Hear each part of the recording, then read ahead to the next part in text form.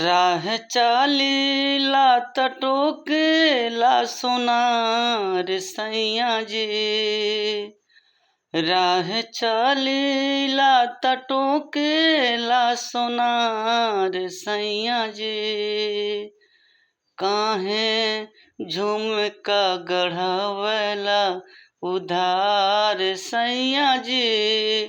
काहे झुमका गढ़ावला उधार सैया जी।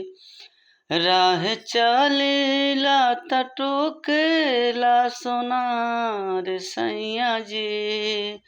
काहे झुमका गढ़ावला उधार सैया जी। काहे झुमका गढ़ावला उधार सैया जी।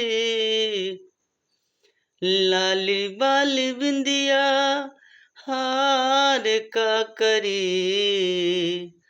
लाली बाली बिंदिया हार का करी। जब घर ही नहीं खिसैया ता सिंगार का करी। जब घर ही नहीं खिपिया ता सिंगार का करी। लाली बाली बिंदिया हार का करी। जब घर ही नहीं खिपिया ता सिंगार का करी। ऐसे कामर हिला के न चाला। ऐसे कामर हिला के न चाला। बात माना ए बाची। कोनो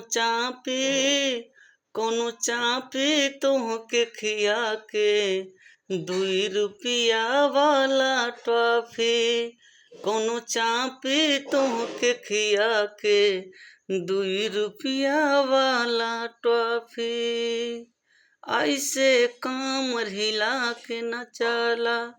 नमस्ते, प्रणाम। हम आपके दोस्त, आपके मित्र कमलेश चौधरी।